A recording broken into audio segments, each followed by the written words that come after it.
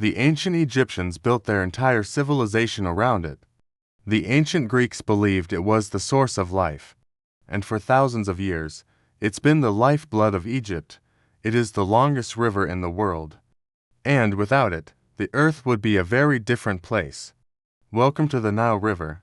We'll start this journey at the beginning with its source. The Nile has two main tributaries, the White Nile and the Blue Nile. The White Nile starts at Lake Victoria in what is today Uganda, Tanzania, and Kenya. Now, while the name is White Nile, the water itself is actually muddy and brown from all the sediment that has been picked up along the way.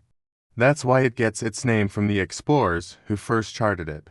They named it white because they assumed it got its color from the white clay banks that lined much of its path. As the White Nile flows north, it passes through Sudan before emptying into the Mediterranean Sea in Egypt. Along the way, it's joined by many smaller rivers and streams, one of which is called the Sabat River. This is where the real source of the White Nile is found, deep in the jungles of Central Africa.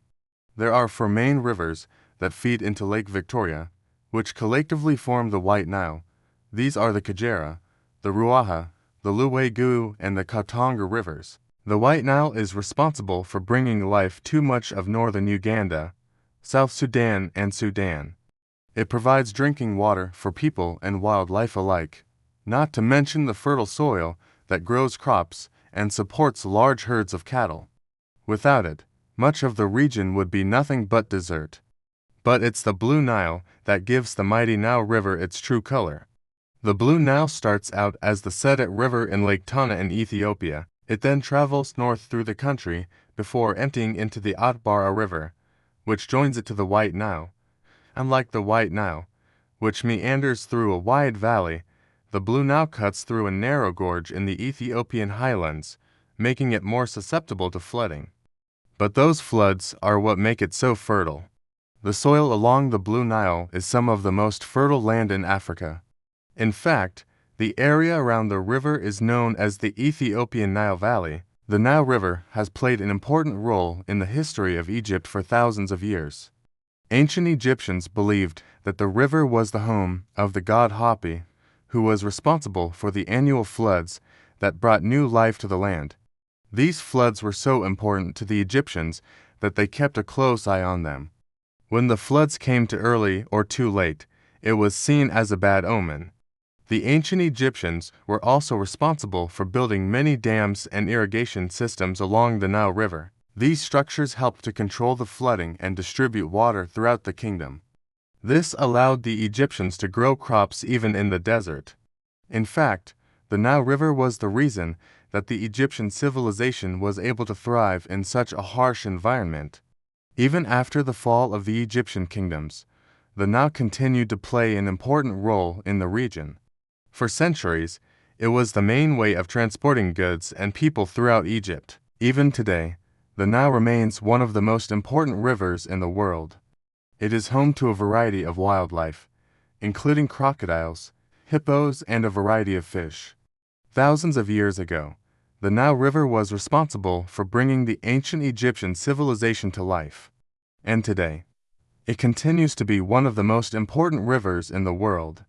It is the longest river in the world and stretches over 6,650 kilometers across 11 countries. Only the Amazon comes close, but it's about 200 kilometers shorter. One interesting fact about the Nile is that it flows northward. Most rivers flow towards the equator, but the Nile flows towards the Mediterranean Sea. This is because the Earth's tilt on its axis causes the land to rise up in the north and tilt downwards in the south. So the Nile follows the contours of the land and flows northwards. The Nile has been a source of life for people living near it for thousands of years. The ancient Egyptians built their entire civilization around the river. In fact, the word Egypt actually means gift of the Nile in Greek. Without the Nile, Egypt would be nothing but a barren desert. The river provides water for drinking, for growing crops, and for irrigating farmland. It also provides fish for eating and even gold for trade. The Nile is also an important source of transportation. For centuries, the only way to get around Egypt was by boat on the Nile. Even today, It is an important way to transport goods and people throughout the country. Boats can travel up and down the Nile as far as Cairo, where it empties into the Mediterranean Sea. Unfortunately, the Nile is under threat. Because of climate change, there is less snow and rain in the upper reaches of the river, which means less water is flowing into Egypt. This could cause serious problems in the future, such as water shortages and food shortages. But there are things that we can do to protect the Nile River. If we all work together, we can ensure that this vital waterway will be around for generations to come. Let us take a journey down the Nile and see some of the amazing things that it has to offer. Our first stop is the Great Pyramid of Giza, one of the ancient world's 7 wonders. Built as a tomb for the pharaoh Khufu, it stands over 450 feet tall and contains over 2 million stone blocks. No one is exactly sure how it was built, but it took an estimated 20,000 workers and 20 years to complete. Next, we'll visit the Temple of Karnak, a complex of temples and other structures that was built over the course of 2,000 years. It is dedicated to the Theban triad, consisting of the gods Amun, Mut, and Honsu. The temple is a UNESCO World Heritage Site and is one of the most popular tourist destinations in Egypt. We'll also see the Valley of the Kings, where many of Egypt's pharaohs were buried. The most famous pharaoh buried here is Tutankhamun, whose tomb was discovered by Howard Carter in 1922. Other notable tombs in the valley include those of Ramses III and Seti I. No trip down the Nile would be complete without a visit to the city of Luxor. Once known as Thebes, it was the capital of Egypt for much of its ancient history. Luxor is home to many ancient monuments, including the Temple of Luxor, which was once connected to the Temple of Karnak by a processional way. It is also the site of the Battle of the Kings, in which Alexander the Great defeated the Persians in 330 to BC. As we continue our journey down the Nile, we'll see the city of Aswan, which was once known as Elephantine.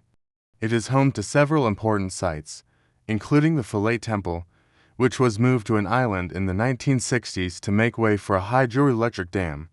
We'll also see the unfinished obelisk, a granite obelisk that was never finished for unknown reasons. And finally, we'll reach the city of Cairo, where the Nile empties into the Mediterranean Sea. Cairo is the largest city in Egypt and is home to many important sites, including the Citadel of Salahaddin, a medieval Islamic fortification that was built in the 12th century.